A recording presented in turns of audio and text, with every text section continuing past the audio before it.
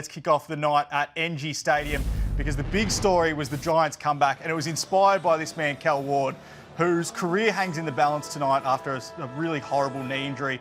He got around the boys at three-quarter time, and then they came back from 28 points down at three-quarter time. Yeah, they did, and Richmond did not score after the Tom Lynch goal at the 13-minute mark of the third quarter.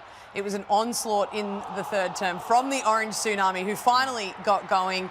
Richmond, you've got to give credit where it's due. They were very good in the first three quarters of this match, and sometimes it's a little bit more difficult when the other team just has nothing to lose and throws caution to the wind, especially this GWS team, that when they want to go, they can go and they can play fast football, and that's exactly what they needed to do in the fourth quarter, and that's what they did to get the job done. We saw Callan Ward addressing his troops at three-quarter time. He was the story out of this one, following this really disappointing knee injury. Now, he's returned to the Giants. He's playing another year this year. He's chasing his first ever grand final berth. But as I said before, his career hangs in the balance, because if that's an ACL, you'd have to think Callan Ward, after 327 brilliant games, could be done. Yeah, and these were really emotional scenes. Obviously, what he means to that club there is bigger than what football is. He's the current games record holder at GWS, and whether or not his career is done now with that ACL, he's spoken quite openly about this being his last season of football, and that his family's back in Melbourne and he wanted to have another tilt at a flag. But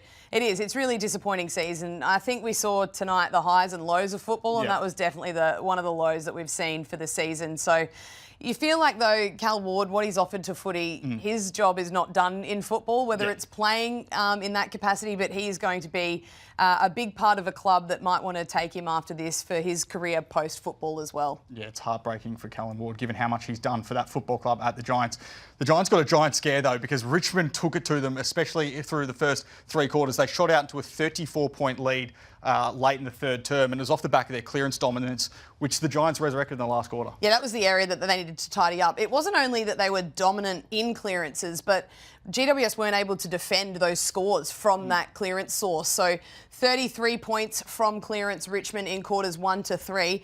They were held goalless. They only had 2 more clearances in the fourth quarter, but GWS's ability to not only stop Richmond scoring, but to score themselves 4 goals won, that was the difference in the end of the game in the fourth quarter. And their first three quarters were inspired by a couple of former Giants in Jacob Hopper and Tim Taranto. Hopper, 29 disposals and 13 clearances. Taranto, 23 disposals and 2 goals.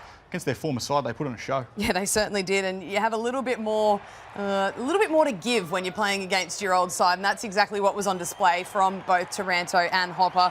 Taranto's first quarter alone, 11 disposals, 5 of those contested, 4 inside 50s and 2 goals to go with it. So the two of them, they were great. Hopper obviously around clearance, and added Dion Prestia to the mix as well, who was in his first senior match of the season. So the three of those through the midfield, they did their best to try and will their team over the line, but unfortunately for the Tigers fans, they just couldn't quite get the job done in the fourth quarter.